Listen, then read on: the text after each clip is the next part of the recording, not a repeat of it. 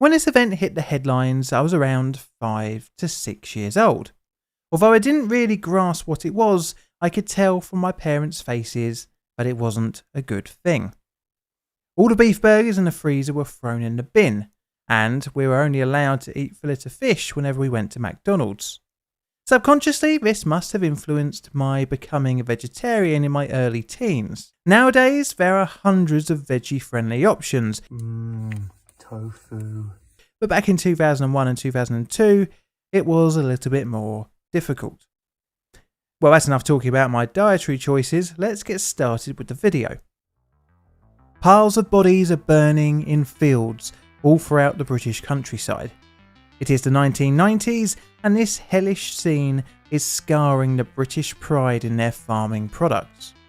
The mass culling is understandably no one's first choice, but it seems the only way to stamp out an animal-borne disease that has made the leap to humans. The cattle farming industry makes up roughly 38% of the UK's entire agricultural product, and the last thing the country needs is piles of dead, unsellable cows.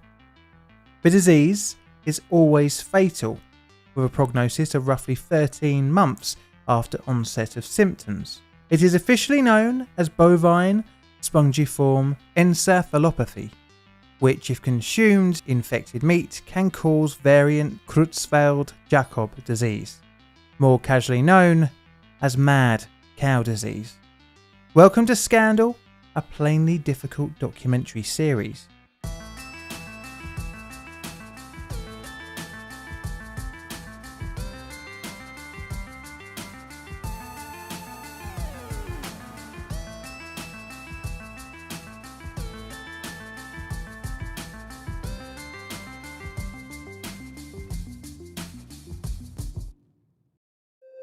Background. It is the 1940s, and the United Kingdom, as well as the rest of the world, is collecting itself after nearly 6 years of devastation. War has bludgeoned the UK economy. Industry has been stripped of resources and manpower, and a victorious, yet now poor nation seeks some way to move forward. The country is in debt, and has been operating under rationing for many of the essentials for the average British person's diet: sugar, meat, fats and cheese. At the start of the war, Britain was importing half of its meat, 80% of its fruit and 70% of its cereals and fats from abroad. As such, this became the wake-up call for the UK to become more food independent, as well as build thriving rural communities and economies. Successive governments fostered this economic development. The growth continued in the 1970s, with the UK joining the EEC. Now there was an even bigger reason to farm more: tariff-free trading. The UK by the 1980s had achieved over 100% domestic milk demand and 97% meat demand. Quite a turnaround of importing 50% some 40 years before. This market was worth £5 billion to the UK economy. But how was this turnaround achieved? Well, glad you asked, as this would prove to be a vital cog in the wheel of disaster. The UK had made use of a scheme of selective breeding to create cattle with the ability to produce more milk, coupled with a high-protein diet. The industry found that soya-based feed was good, but not good enough. Instead, they discovered that meat and bone meal yielded as good, if not better, milk produce than the more natural alternative. And what was better was that it was made of animal waste and was as such a hell of a lot cheaper than soya. You may ask what those waste products are. Well, I don't think you're going to like it. Imagine every bit of livestock that you think you would normally throw in the bin. You know, the bones, blood, and pretty much everything else left over, but vitally also the brain as well. It was all mashed together to make feed. Much of the livestock products used were from cows. So basically, the industry was feeding cows. The high protein feed was mainly for increasing milk production, and as such, dairy cows were the most unknowingly cannibalistic population in the farming industry. But these dairy cows would eventually find themselves in the slaughterhouse, as around 2/3 were eventually used for beef production. For cattle to enter the human food chain, they had to be killed in a licensed slaughterhouse in the UK. But the numbers in the country had dwindled to around 1,000 registered premises by the 1980s. The side effect was that cattle had to travel longer distances. Now, I'm not going to describe the slaughterhouse process, but it should be said that the waste products that made up meat and bone feed came as a byproduct from the rendering process, part of the whole meat production line. Rendering is a process of recovering any waste products from livestock, and vitally for our story in the 1980s, was completely unregulated in the UK, and thus diseased animals quite often found themselves being turned into feed. 1983, an unknown illness. It is October 1983. Veterinarian Mr. Ray Williams is attending a cow that has been exhibiting some strange behaviour. He is at Coleman Farm in Wiltshire, and over the next year Williams would see at least 5 more cows exhibiting very similar symptoms. The animals are showing signs of distress, shaking, poor coordination and trembling of the head. The cows, although showing normal hunger, were also losing weight. The animals were destroyed and thus no autopsy was made, but these few victims would prove to be just the start of a mysterious condition. In January 1985, Mr. Williams discovered another cow from the same farm but a different unit, exhibiting the same strange symptoms.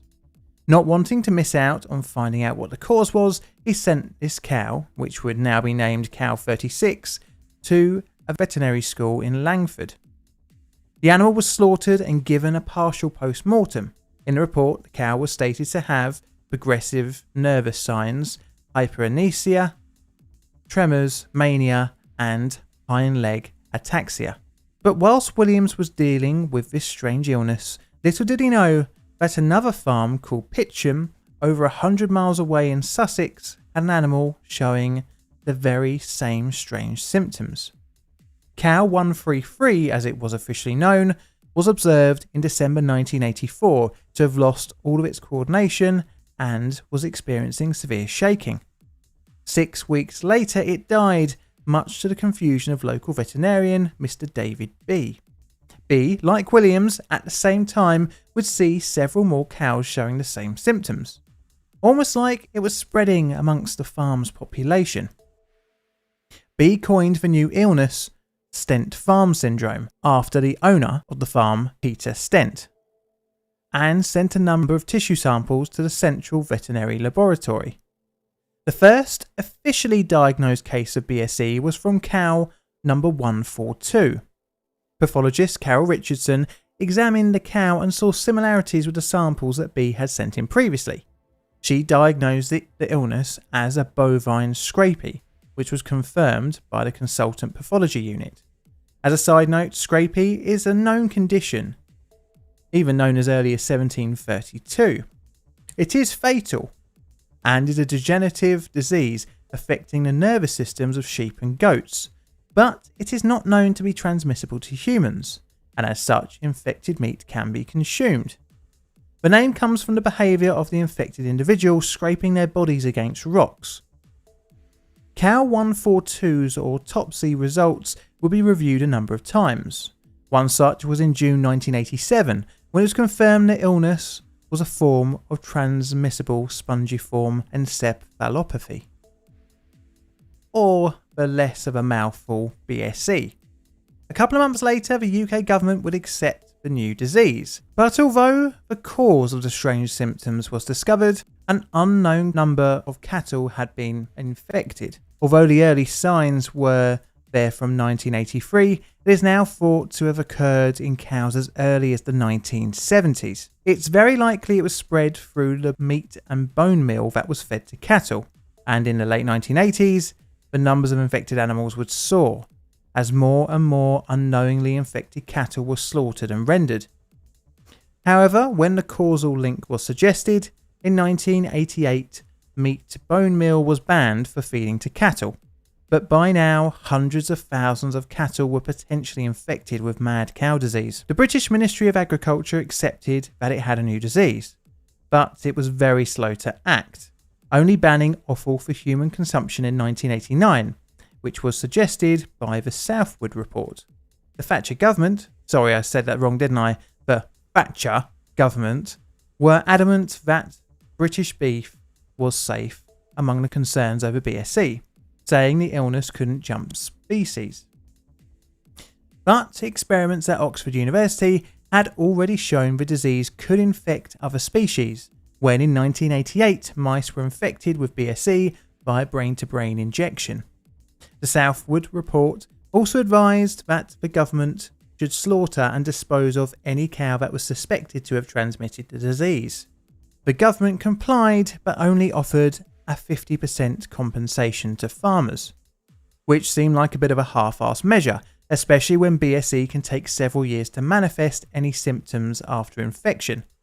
The lack of financial incentive led to many turning a blind eye to potentially infected animals, with some farmers later being accused of selling cattle off the books. However, this was too little too late, as the USA in 1989 banned British beef from its shores. The government by 1990 was assuring the British public and the wider world market that British beef was safe to eat. The Conservative government said there was no evidence of catching the disease through the consumption of meat. Well, until there was. Hello, John here. Have you ever wondered who made the racket in the background to this video, or the other Scandal episodes? Or even the outro songs on pretty much every recent Plain Difficult episode? Well, wonder no more, as it was made by me, John. And you can now listen to the songs in full on my new YouTube channel made by John, stream them on Spotify, or even if you fancy, buy them to keep forever on Beatport and iTunes. I enjoy making my personal mix of acid house, breakbeat and ambient, and I hope you'll enjoy listening to it as much as I did making it. Max the cat and the jump to humans. Enter Siamese cat, Max. The feline had for most of its life been given a diet of British beef. Not so strange. However, what made Max unique was that he began exhibiting symptoms congruent with a feline form of BSE. Max was confused, losing weight, had trouble keeping balance, and the signature of the illness, uncontrolled quivering.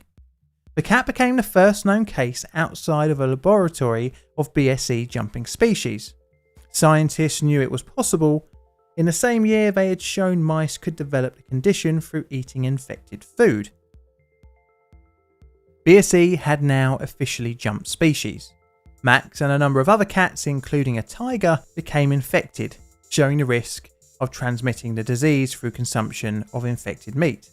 Despite the ever-growing storm clouds of thousands of cows developing BSE, a 100% compensation scheme to farmers, and tons of meat being destroyed, the UK government doubled down with the line that British beef was still safe. The Agriculture Minister John Gummer today enrolled his daughter Cordelia in his campaign to persuade people that eating beef is safe. It was a little hot for her. But later he munched it himself to prove to the world that he at least is confident there's nothing to worry about. Secretary of State for the Environment John Gummer appeared on TV, virtually forcing his daughter to eat a beef burger. Nothing like dragging your children into politics at a young age. And guess what happened to him? He eventually got made a member of the House of Lords. Anyways, no matter how much head in the sand stances the government made, by 1992 an estimated 100,000 cattle had become infected with BSE. This amounted to roughly 3 in every 1,000 cows having the potential to be infected.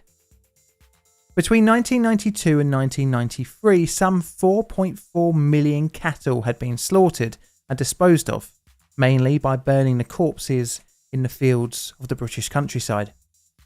This proved to be financially decimating for the British farming sector, and as such the government continued to claim the safety of British beef, with the chief medical officer reaffirming the safe to eat party line.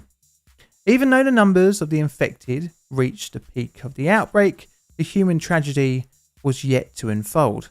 In late 1994, a few people in Britain were showing symptoms of a rare illness, Creutzfeldt Jakob disease. So rare is CIJ that between 50 and 60 people get the disease per year in the UK. Well, what's so strange, you might think? Rare illnesses exist. What is odd is that traditionally the condition rarely affects anyone under the age of 55, and the new victims were nearly 30 years younger.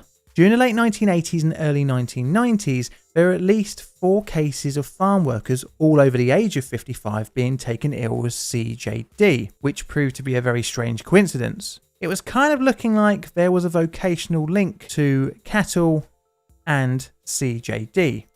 A 19-year-old man named Stephen Churchill would die in May 1995, apparently linked to this rare illness. A younger 16-year-old girl had been identified around the same time, but Stephen was the first of the under 55 cases to succumb to the illness. Needless to say that unusual deaths in young people often warrant thorough autopsies. James Ironside, a pathologist at the National CJD Surveillance Unit, saw the brains of the patients and showed unusual spongiform symptoms. He named this new condition variant CJD or vCJD. In total, in 1995, 4 people would die from vCJD, but in September, the government stated that there was insufficient evidence to link BSE and vCJD. But eventually, on the 20th of March 1996, the government would begrudgingly capitulate, and Stephen Dorrell, the Secretary of State for Health, said there was actually a link between vCJD and infected beef. 7 days later, the EU would enact a ban on British beef. But why did children get so much of the issues? Well, the Thatcher government in the 1980s had removed the requirement for school dinners to have any nutritional value. As such, schools were using mechanically recovered meat, which was not much better than meat bone meal. In response to the EU ban on British beef, the UK sought to legally challenge the export ban, and introduced a scheme to slaughter and destroy all cattle over the age of 30 months. This rift between the UK and EU during this period, which heavily affected the UK farming economy, has been argued to be one of the sparks that started off the Brexit movement, of which a large number of farmers voted for in the EU referendum. Millions of cattle burned in the fields of the UK countryside as the UK government attempted to get a handle on the outbreak. However, British beef was still on the menu in British butchers, albeit not allowing to be sold on the bone, but there was still risk to people. In 1997, local councils stopped serving beef in roughly 2,000 schools across the country. Over the next 20 years, 178 people would go on to contract and die of the disease. But let's quickly pause here to discuss vCJD and how it affects the human body.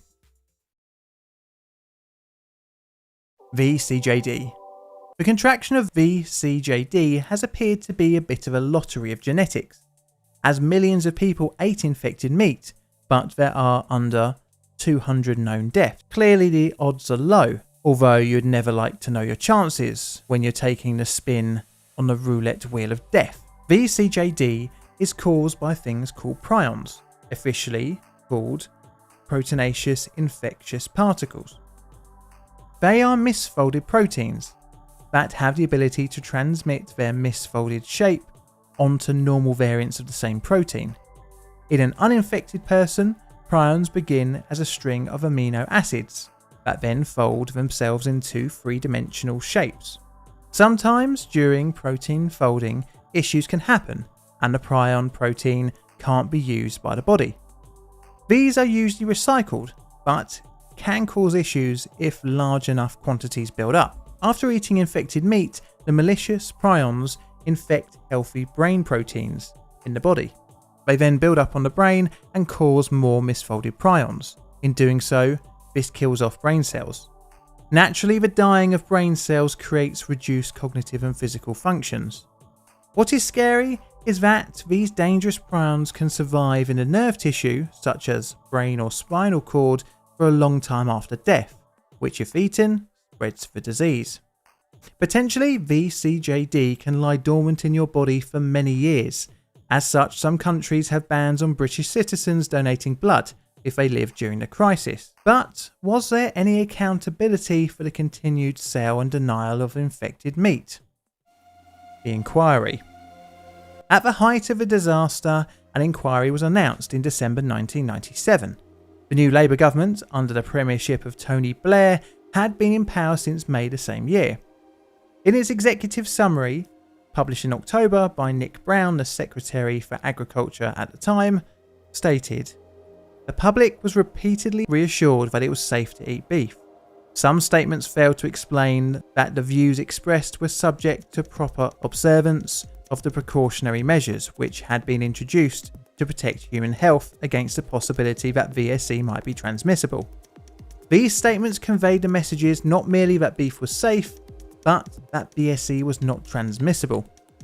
The inquiry also slated the government for its lack of consideration for the amount of infected material needed to be eradicated from the meat.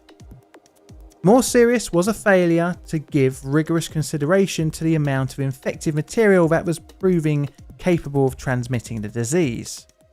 The false assumption was made that any cross-contamination of cattle feed in feed mills from pig or poultry feed containing ruminant protein would be onto a small-scale matter. As the 90s came to a close, the numbers of infected cattle were reduced, as the population of cows were essentially eradicated from the UK. Restrictions on beef were slowly raised. Meat on the bone and offal was still restricted well into the mid-2000s, even for UK markets, and the EU would lift its ban in 2006 after a 10-year embargo on British beef, although France continued to impose a ban on British beef illegally long after. Plainly summary. Personally, it seemed like the government at the time was, during the reigns of two Conservative Prime Ministers, Thatcher and John Major, were more willing to play down and in some cases outright ignore the warning signs to the risk of millions of British citizens. All of this was to try and prop up a significant portion of the UK economy. Incompetence, profit over safety, or a bit of both will be up to you to decide. But regardless, many hundreds were paid a price and maybe still will. This is a Plain Difficult production. All videos on the channel are Creative Commons Attribution Share Alike licensed.